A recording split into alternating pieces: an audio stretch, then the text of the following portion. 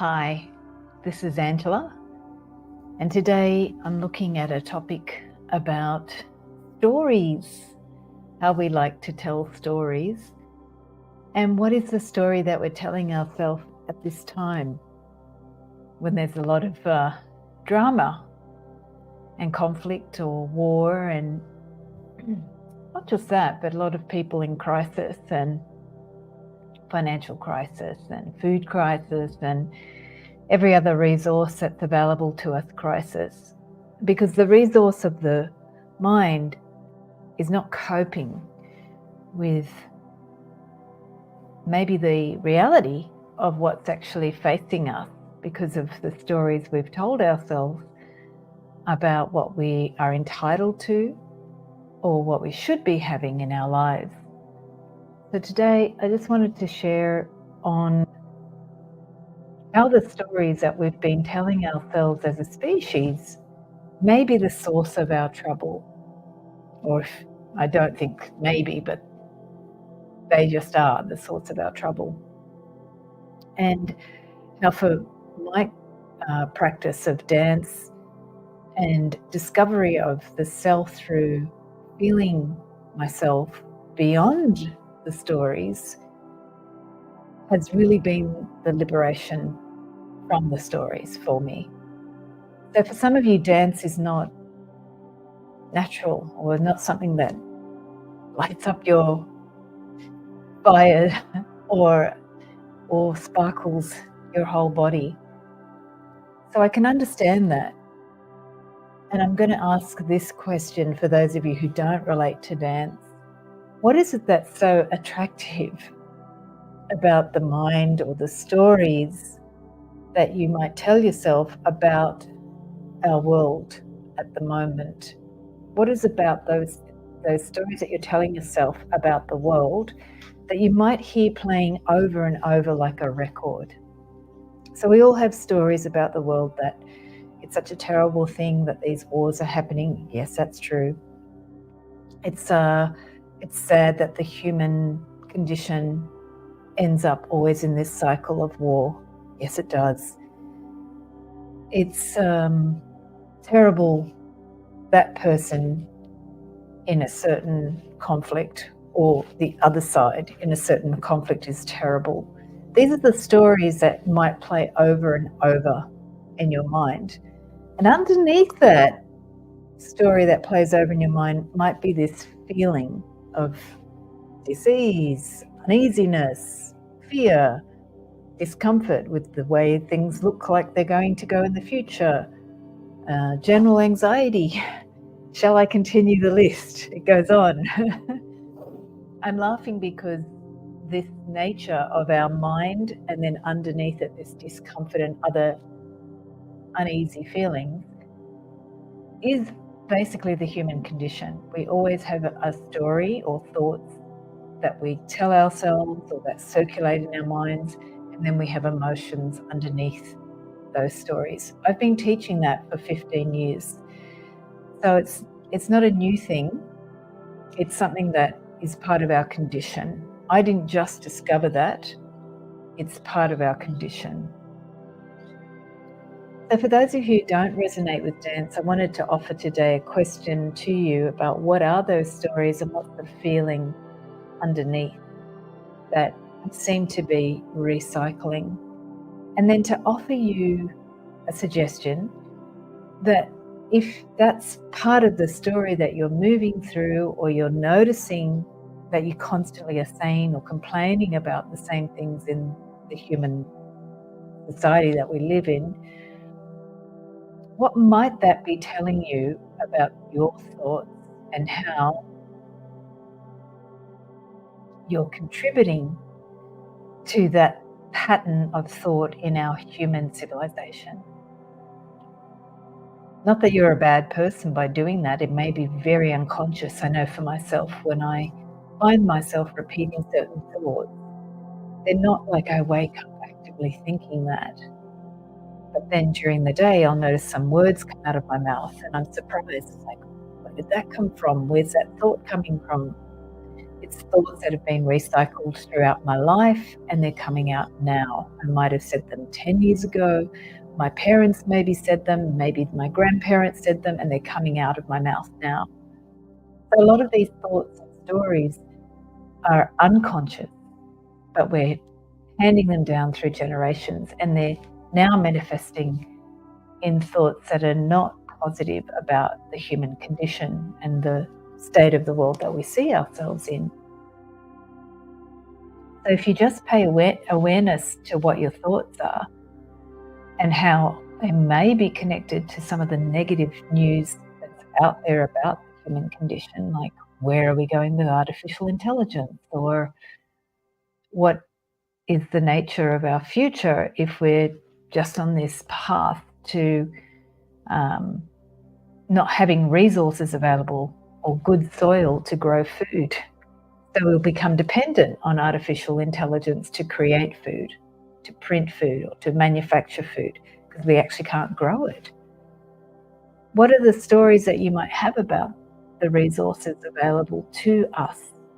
And how may your perhaps negative thoughts or negative stories be impacting that collective news making that we experience?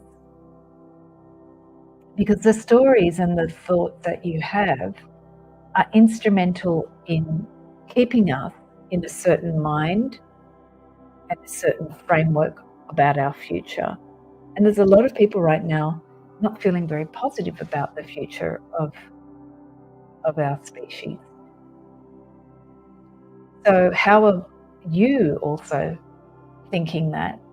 And how are your thoughts contributing to a collective sense that our species doesn't have a great possibility? So then, if we're looking at how we can move together and feel, this is what the dance gave to me. It short-circuited all of those stories about what I might be worried about, insecurity, feeling that I had to be something other than what I am. And it got straight to just experiencing myself at a personal level without having to prove anything through what I said, what I thought. And it allowed me to drop into a very fast way of being. And I want to share a few strategies today about how to do that. Whether you're a dancer or you're not a dancer, all of us have abilities to drop into very quick ways of being that avoid the habit of the human condition to go into storytelling that is circular, repetitive, usually negative when it's repetitive, and also the habits of our lower emotions, which like to keep us addicted to the stories. We tend to be addicted to negative perceptions of ourselves. I had a direct experience of that growing up. I had very bad self-esteem. I hated who I was, and I did not feel comfortable in my skin. And it still ripples through today. I can notice that I have these spurts of anxiety, and I look at it and I wonder, wow, what was it like when I used to live in that all the time? That's where our species is activating at this time. We're living in a constant state of anxiety. And so for me, having been in that state when I was very young, I realized that that's not a sustainable place. And I'm offering a few strategies today to look at how we can very quickly step outside. The first one is awareness. If you're aware of circular thoughts that are negative, pessimistic, complaining, that's the first step, to be aware of when you're in a storytelling mode of negativity. Straight away, that's the mind just doing its circular thing. You'll see it in the news where everybody's trying to rile up this person's bad, or this person's bad, or no, that person's bad. And they're trying to compare who's worse than the other person. I call that whataboutism. So one side will say, well, you're bad, but what about this? You're bad too. So they compare that the other side is bad because of what they did, whataboutism. And this is the mind going into comparison. It wants to set up conflict through saying, this is this, but it's not that. So it likes to play these games. Do you remember that early video game with the ping pong going, table tennis, bop, bop, bop, bop? Our minds are like that. They can go on and on like that forever. And unfortunately, when there's so much negative energy in our collective as a species, it results in conflict on mass scales. And we're starting to get it, but I think individually we don't see how we contribute to that collective fear and collective inability to get out of a cycle of negative thought. So the first strategy is just being aware. When am I complaining? I often notice it in my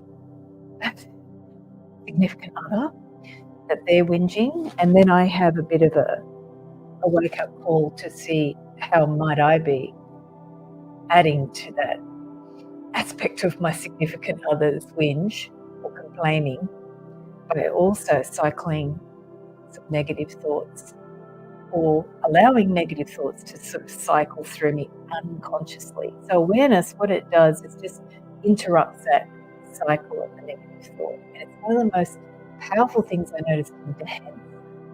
Because for me, when I hear music, I just allow myself to feel thoughts disappear. And this other aspect of my being starts to expand. And the thoughts, in the beginning, they started to recede, but actually now they completely disappear. First strategy is, how do we actually see the thoughts, though, operating? The second strategy I wanted to share, because I feel like our bodies now are being caught up in the speed of our world. So our bodies often are screaming silently, non-verbally, for attention and affection.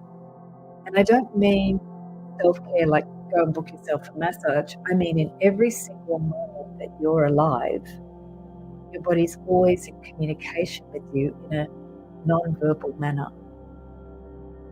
And so your body is an incredible resource. And this is the thing that's frustrating me when we look at food and money and resources in our planet. We're not actually seeing this body as the first resource that from birth we're being given through our parents. Our mothers gave their body for us. It's an incredible thing to be born of a body. It's so huge, it just goes, my brain can't really quite get it. And the body that you have is a gift that's communicating to you, sustaining you, waiting for you to listen to it. And this is in the dance, what I experience and what we're doing in the Dance for Joy workshops. We're slowing our mind down and then letting the mind feel into the body to just see what it is waiting to offer us. And now you can see on earth, yoga and other movement forms are becoming more necessary, because with the speed of our society getting faster, our bodies are able to say, hey, that's not really what you're looking for, because it's so fast as the speed of a society. It becomes almost instinctual to come back to the body with some hunger to really feel it and to drop back into it. So the second strategy, after being aware of the thoughts, is noticing when your body's not quite in sync with the flow of your day, you're feeling stressed or tired or hungry or thirsty or whatever's going on. Any second, millisecond, the body's communicating to us. And it's always showing us when something's not right.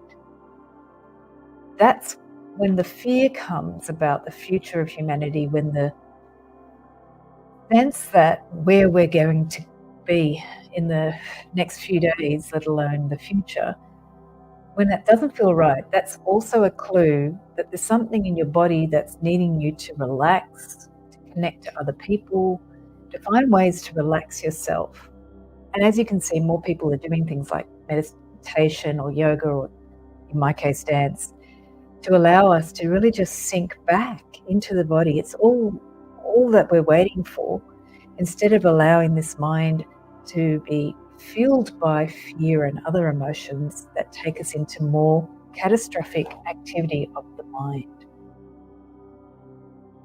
And finally, the third strategy I'll offer is the heart. Now, I've heard some people say they can't connect to the heart, but I think that's another story. Because everybody can tell me some situation where they maybe were moved to tears, or maybe they were feeling like lonely, or they maybe were thinking about something from their past where they felt a deep sense of, I wish I still had that now. That's our heart. So even for the person that struggles to connect to the heart, there's always something. This is where the dance is the easiest for me to connect to the heart. Because as soon as I put the music on, my body doesn't have to really try. I can just sit still and have the music allow my body to drop into some part of myself. It may not always be my heart. Maybe it's just, my shoulder that is getting into a rhythm. However, the heart is the one that allows all of the music to be experienced at different levels. The music, when it comes into us, goes through all the organs of our body. And the first music that we may have heard in utero was all the rhythms of our mother carrying us, pulses, the things squishing together, your body, your forming body pushing against the mother, and the pulse of the heartbeat of the mother. So music and sound are innate to us, and they connect us to some of the deepest connections that we've had in utero. I would argue that it even connects us to before that time. But if you're a very physically minded person, just feeling that deep connection that you had before conscious memory, there's something that your heart is always connected to there. And as much as your conscious mind may try to avoid that, most of our being is made up of that unconscious self that remembers the heart connection. And that's everything that I share in the workshop, how to reconnect to that and make that more in our lives, to expand it so we're no longer trying to get out of our mind, but the heart is so full that it knows how to reach out and help you connect at any second. And then it can help anybody else around you as well. So with the dance, I'm going to share one piece of the Dance with Joy workshop starting this week, Thursday, October 26th, Authentic Living Centre in Darlinghurst, Sydney. 3 workshops, and one is on the heart specifically, which we then carry through the other 2 classes. And it's that sense of, I started to talk about it last time, of the embrace. When we have that heart circle, when you have that heart center in the center of the chest, and we open up the arms to feel that extension of the heart into the circle that comes from the chest. For some of you, that may feel weird. I'm going to simplify it even further. Just to feel, last time in the video, I looked at that space in front of the heart where you can start to feel it with the hands. And then we started to expand into the reach. So for some of us, We might need to get a bigger sense of that heart energy outside of us. And some of us need to go deeper into an internal sense of that space. So I'll just offer a brief, eyes closed way to feel whether for you, you connect more internally to a sense of that heart, whether for you it feels more like an outside space. Just to give you a difference and a contrast, because our mind also can help us sense and feel. It's the sensory part of the nervous system that I teach in the body of love and all of the work that I do that allows us to drop out of that critical and analytical part of the mind, which can be useful, into the feeling part of the brain and the nervous system. So if you like, you can just try it now with me, just closing your eyes. And then with your hands, you can just relax your hands on your thighs or lap. And with the eyes closed, just feel into the center of your chest. And when I even say the center of your chest, notice where your imagination goes. Is it on the inside of the front of your chest? Is it sort of deeper inside the middle body? Or is it more on the surface? Where does your senses and nervous system take you? Is it more on the surface skin? Or for some of you, is it more a little bit in front of your body, outside the front of your heart center and middle of the chest? And wherever it is, just imagine that that heart center now is able to move exactly where it's meant to be for you now in this moment. It's a little bit outside, it can stay there, it can come a little bit closer. Just notice where you feel that you're able to connect to your heart center. Some of you may not feel it. That's okay. Maybe the word center and heart just gives you an imaginary idea of something that you can connect to. And to help us connect to the feeling with the senses, imagine this beautiful potential for you in the future where you're happy. It doesn't have to be that far in the future. It could be just a few seconds. And just imagine that you see yourself happy, fully connected with your heart. Give yourself a few moments to feel what that feels like to be fully connected. And you may not even know what it feels like. So just pretend, make it up.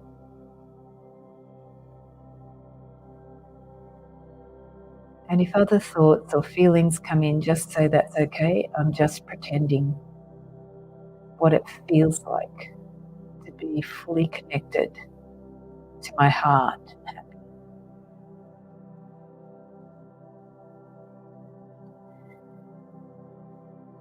And then you can just allow that image to dissolve and feel into your heart center.